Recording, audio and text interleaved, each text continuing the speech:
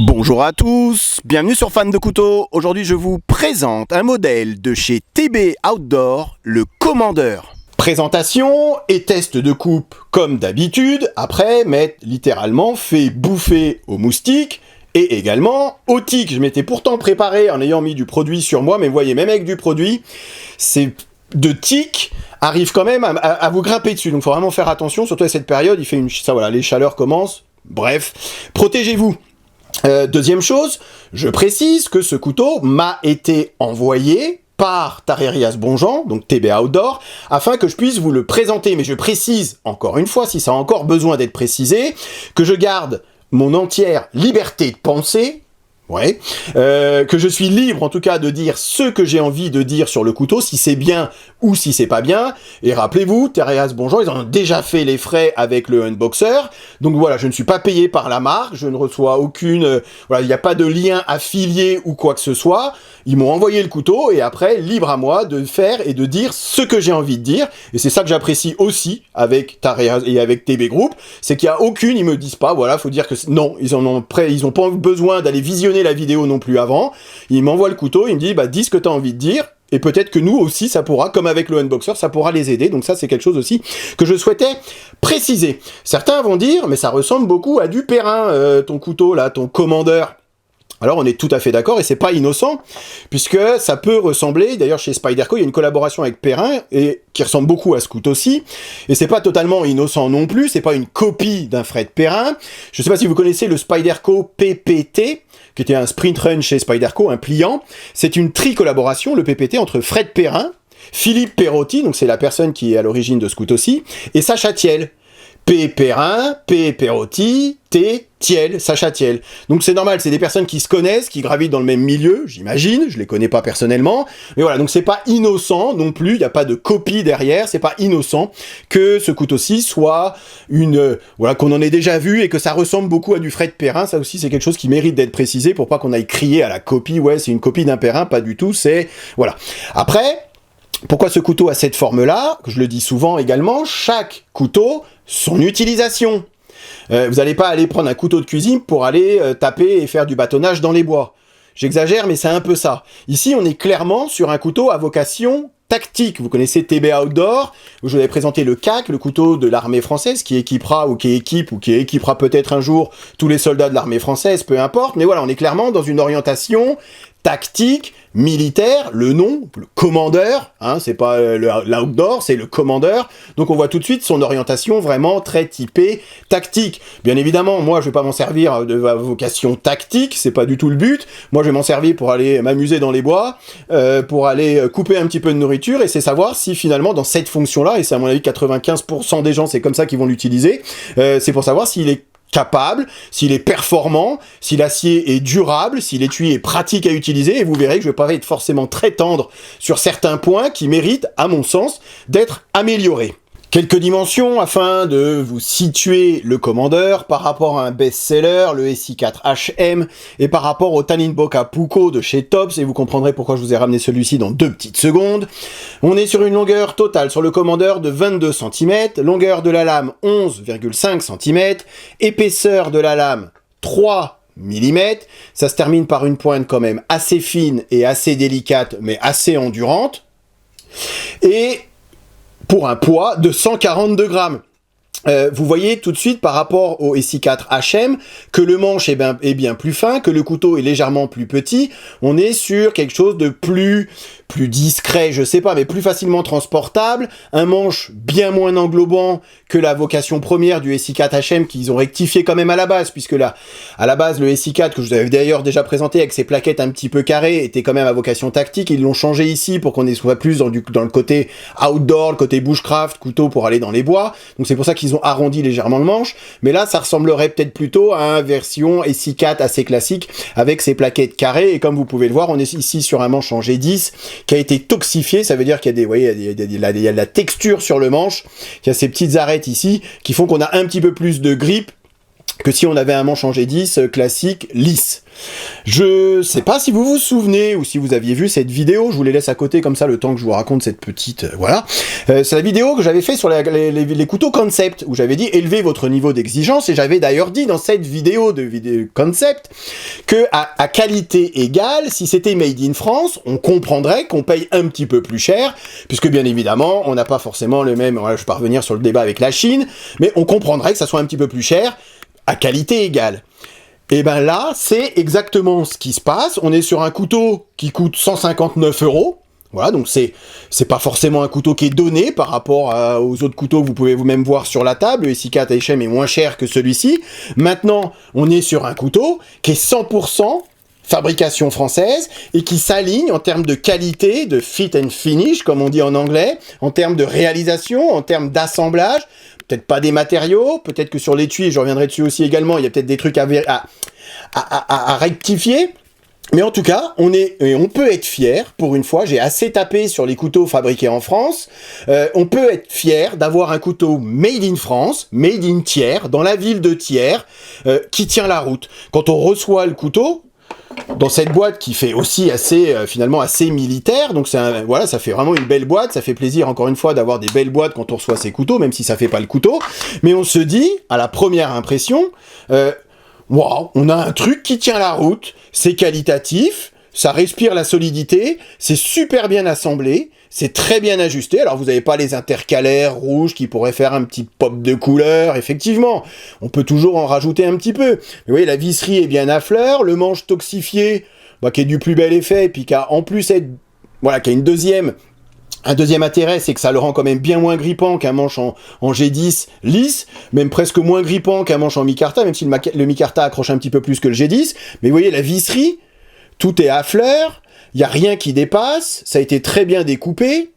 La lame a subi un petit traitement au sablage ou stonewash très léger, ou un stonewash, peut-être un léger stonewash, mais vraiment très très bien fait.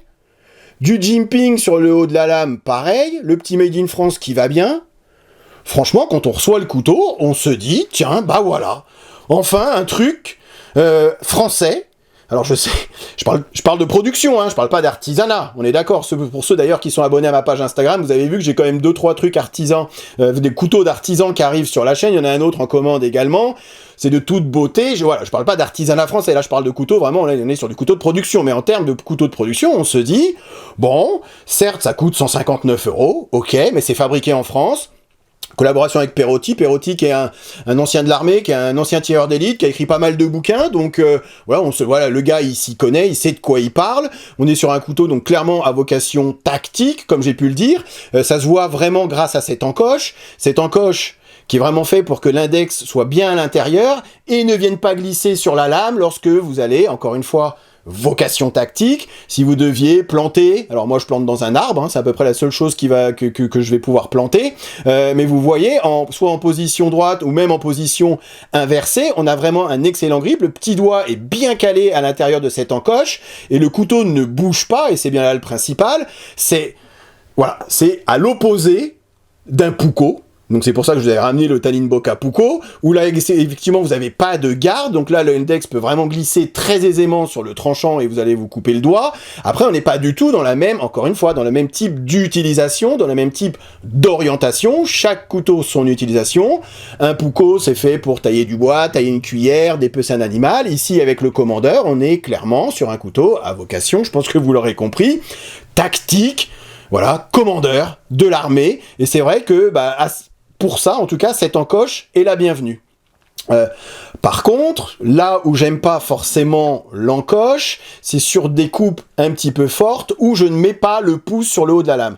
Lorsque je mets le pouce sur les jimping, donc sur ces cannelures, j'appuie fort et donc du coup, effectivement, mon index est bien calé à l'intérieur. Lorsque je fais une prise, alors on appelle ça prise marteau, j'aime pas ici cette encoche puisque j'ai le doigt qui remonte un petit peu trop et j'ai le couteau finalement qui bouge un petit peu dans la main. Voilà, c'est un peu la contrepartie, on peut pas tout avoir, vous avez l'encoche qui sécurise l'index à l'intérieur, mais sur certains types de coupes, j'avoue que j'aime pas avoir ces grosses encoches sur le couteau. Encore une fois, on n'est pas dans un couteau bushcraft, d'un couteau pour aller dans les bois, c'est pas son orientation. Donc, c'est normal que sur certains types de coupes, peut-être un petit peu plus appuyés, voilà, lorsque je fais par exemple un petit peu de feather stick, j'ai l'impression qu'il manque une partie du couteau au niveau de l'index. J'aurais bien aimé, voilà, effectivement, pour moi, et mon utilisation, avoir une plus petite encoche, quitte à avoir une petite encoche, mais peut-être moins prononcée, encore une fois. Je détourne l'utilisation principale de ce couteau-ci, et d'ailleurs, ça se voit avec cette lame, qui a un faux tranchant sur le dessus et une pointe, ça rentre dans la matière. C'est franchement, c'est assez phénoménal. On a une pointe vraiment très fine, très acérée, un profil de lame qui fait que pour planter dans du bois, en l'occurrence, ça se plante vraiment très très bien mieux que sur certains autres couteaux. Voilà, on sent vraiment cette orientation, encore une fois, avec ce faux tranchant et cette pointe vraiment très très fine, qui fait que c'est un excellent, alors en anglais il dit piercer, un perceur. Alors pour ouvrir des boîtes et tout, ça c'est vraiment le truc, ouvrir des plastiques, c'est vraiment parfait. Et pour tous ceux qui trouvent que, parce que je sais qu'il y en a certains d'entre vous qui trouvent qu'un Puukko c'est extrêmement dangereux puisqu'on n'a pas cette garde qui vous permet de, d'avoir l'index, sachez que sur ce couteau là, honnêtement, vous avez aucun risque que l'index ne vienne sur le tranchant de la lame et vienne vous couper. Donc ça c'est pour moi en tout cas, voilà, ça peut avoir des inconvénients mais ça peut aussi avoir des avantages, encore une fois, tout dépend de ce que vous faites et comment vous utilisez votre couteau. Voilà, donc là je vous ai dit vraiment ce que je pensais de bien sur son couteau. Vous avez vu pendant les tests de coupe, je lui en ai mis, voilà, comme d'habitude, j'ai tapé dessus, ça ne bronche pas, ça ne bouge pas, les plaquettes ne se sont pas décollées, et je trouve que franchement au niveau, voilà, vraiment au niveau de la qualité, du look, on est vraiment sur un couteau qui peut s'aligner avec des couteaux made in USA, made in China, made in où vous voulez, puisqu'on est vraiment sur un bel objet, quelque chose qui est super bien fait, super bien fini, qui est très joli, avec une boîte pas mal et un étui, comme ça à première vue, un étui cuir, et on se dit, même l'étui, il est plutôt sympa. Donc là, on va parler des deux choses qui me chiffonnent. Il y en a une qui me chiffonne un petit peu plus que l'autre. Donc je vais commencer sur l'étui. On est sur un étui en cuir, donc c'est très bien. Maintenant, pour un couteau à vocation tactique qui est amené à être, je sais pas, alors moi j'imagine traîner dans la boue, tomber dans l'eau, machin, je suis pas forcément fan de cuir, j'aurais peut-être préféré, et là encore une fois ce n'est que mon avis, j'émets juste un avis personnel, j'aurais peut-être préféré un étui Kydex. Je vois plus un étui Kydex pour une orientation tactique qu'un étui cuir qui va, voilà, ça va prendre l'eau, ça va avoir bouffé d'humidité, ça peut moisir, vous comprenez un peu l'idée qu'il y a derrière, vous n'avez pas ici de trou pour que l'eau puisse s'écouler, donc je trouve que l'étui colle pas trop avec l'idée qu'on se fait du couteau et finalement avec l'image que reflète le couteau, voilà, couteau tactique, étui Kydex. Voilà, c'est comme ça que je le vois, moi, en tout cas. Après, l'étui est de très belle facture, hein. Vous avez le petit logo TB qui est très bien fait. Vous avez, voilà, une belle couture. Vous avez, alors à l'arrière, ce clip, effectivement, c'est assez pratique pour le mettre et le retirer de la ceinture. Surtout le retirer, mais voilà, on comprend qu'on n'a pas besoin de se déshabiller à chaque fois pour passer le couteau dans sa ceinture, c'est très bien. Maintenant, je trouve que la rétention, même si ici vous avez un petit renfoncement, mais je trouve que la rétention du couteau dans la ceinture est pas franchement excellente. Je trouve que là, il y a franchement un truc peut-être. Bon, ça c'est encore une fois, c'est personnel. Par contre, il y a un truc qui me fâche, et là vous allez vite comprendre pourquoi, j'ai essayé de vous le montrer. Donc vous rentrez le couteau à l'intérieur, bon là voilà, vous avez vite compris. Donc le couteau, voilà, il est dans son étui. Après, on a un port qui est assez haut, ça se porte, voilà, après c'est un choix, mais bon, voilà, j'ai vraiment, à part le fait que ça soit en cuir, j'aurais certainement préféré du Kydex, peu importe, c'est ça. Donc vous enlevez la boucle, vous tirez votre couteau, et là, vous coupez la lanière. À chaque fois, et surtout quand on rentre son couteau, donc là je vous le fais, mais je vais arrêter de le faire, puisque la lanière, de toute façon dans 2-3 coups, il n'y a plus de lanière, mais voyez, voilà, vous mettez un coup de tranchant sur la lanière. Et à chaque fois, forcément, la lanière, elle en prend un coup, et je vous dis, dans 2-3 coups, encore 2-3 fois, et il n'y a plus de lanière. Alors vous allez me dire, oui, t'as qu'à tourner la boucle. Ah bah oui, ça c'est sûr, je peux tourner la boucle. D'ailleurs, j'ai essayé de trouver une solution, je me suis dit, mais pourquoi ils ont fait ça? Donc en fait, quand vous ouvrez votre couteau, faut tourner la lanière, sortir son couteau, le rentrer, et remettre le couteau. Vous avouez que pour vocation tactique, où ça doit être rapide à sortir, c'est pas forcément hyper recommandé et hyper conseillé. Voilà, donc ça, pour moi, c'est une erreur, parce que ça devrait pas. En conception, voilà, les gars qui se sont servis de leur couteau, ils auraient dû voir, voilà, ils ont dû le sortir comme moi je l'ai sorti, même plus de fois que moi, et se dire, mais attends, ça coupe la lanière, c'est pas possible, faut qu'on trouve une autre solution. Donc ça, pour moi, c'est un truc, honnêtement, qui ne va pas. Déjà, l'étui colle pas déjà à l'idée qu'on se fait d'un couteau commandeur, d'un couteau militaire, et en plus, là, cette lanière, c'est franchement, pour moi, c'est... voilà, donc je ferai certainement appel à mon ami Pétac, à notre ami, Pyrénétac, pour qu'il me fasse un petit étui Kydex pour ce couteau, puisque j'aime vraiment beaucoup ce couteau-ci, même si on est sur une orientation tactique, et c'est pas forcément mon genre. Je parle de la deuxième chose qui me fâche, et je terminerai là-dessus, vous voyez, comme d'habitude, je peux parler des heures et des heures. Deuxième chose qui me fâche, sur ce couteau, un petit peu moins que l'étui, je vous avouerai que ça, pour moi, c'est vraiment, voilà, c'est pas tolérable, bref. Vous voyez, hein, je suis libre de dire ce que j'ai envie de dire, et je dis ce que j'ai envie de dire. C'est sur l'acier. On est sur un acier français, qu'ils appellent Alenox. Donc ça, c'est une appellation, c'est un nom qui est déposé par TB Group, par TB Outdoor. Donc l'Alenox, qu'est-ce que c'est que cet acier Alenox? Donc ça se rapproche, on peut le rapprocher du N685. J'ai bien dit N685 et non N690 CO. C'est pas la même chose. Donc le N685, j'ai essayé de regarder un petit peu sur internet s'il y en a qui ont plus d'informations sur cet acier. Alors pas sur le N685 mais sur l'Alenox. Certains le comparent à du 440B, même pas C. Et certains comparent le N685 à du 12C27. Donc ce qu'il faut savoir sur cet acier, là où on en est sûr, c'est que c'est un acier qui est hyper inoxydable. On est sur 18% de chrome. Normalement, à partir de 13%, ça dépend aussi du taux de carbone, mais voilà, on va dire à partir de 12-13% de chrome, l'acier est inoxydable. Là, on est sur 18% de chrome. Donc c'est un acier qui est totalement inoxydable, ce qu'on peut comprendre, encore une fois, orientation militaire. Le gars, il va pas essuyer son couteau tous les soirs quand il rentre du camp ou machin, il a besoin que son couteau soit totalement inoxydable. Alors vous allez me dire, du coup, finalement, dans l'étui cuir, le couteau va jamais prendre de l'oxydation. Ouais, c'est vrai. Alors peut-être que ça peut justifier le fait qu'ils aient mis du cuir, j'en sais rien. J'essaye d'imaginer, encore une fois, les gars, quand ils ont conceptionné, je sais pas si ça se dit, quand ils ont inventé, quand ils ont fabriqué le couteau, ce qu'ils ont pu se dire. Donc c'est cet acier qui est pas un acier de l'espace, c'est clair.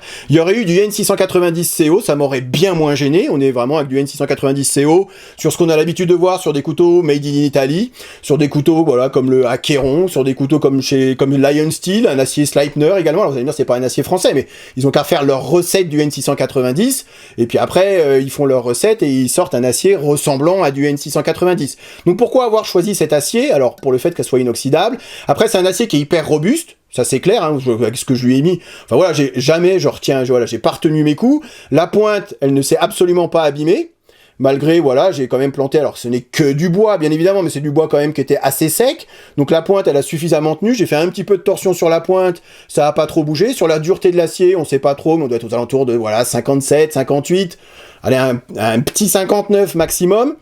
On voit d'ailleurs qu'il a pris quelques coups, hein, donc je ne l'ai pas affûté avant de vous le montrer, donc voilà, le tranchant a subi quelques dégradations, ça coupe encore, mais ça va s'user, le tranchant va pas durer des heures, encore une fois, c'est pas un acier de l'espace. Après, c'est peut-être ce qu'on demande d'ailleurs à un couteau militaire, c'est que, que ça soit aussi facile à affûter. Encore une fois, on peut pas tout avoir. Vous avez des aciers qui sont très durs, qui vont tenir un tranchant très longtemps, mais qui vont être galères à affûter. Est-ce que sur un couteau à vocation militaire, on a besoin d'un acier super dur, un acier de l'espace, qui va être chiant à affûter sur le terrain? Pas forcément, donc c'est peut-être aussi pour ça qu'ils ont choisi cet acier. Mais voilà, parce que je suis un peu un geek ou un machin, ou un peu fada aussi, j'aurais certainement préféré un acier peut-être un petit peu plus, dans mon idée. Maintenant, pour le commun des mortels et pour toute l'utilisation qu'on va en faire, et si c'est juste pour aller dans les bois, et s'amuser une journée avec, j'avoue que cet acier, il est largement suffisant. Maintenant, c'est vrai que j'aurais pu m'attendre à avoir un acier peut-être d'un petit peu meilleure qualité, mais ça, c'est peut-être que moi et mon goût pour les aciers de l'espace. Voilà, je m'arrête ici, vidéo complète, je l'espère. Je vous dis à très bientôt sur Fan de Couteaux. Salut! Présentation, comparaison avec d'autres modèles et test de coupe en fin de vidéo, comme d'habitude. Ok, allez, voyons voir ce que ça donne. Rasoir. Encore une fois, les goûts et les couleurs. C'est simple et efficace. Je suis faible, j'achète. Il n'y en aura pas pour tout le monde.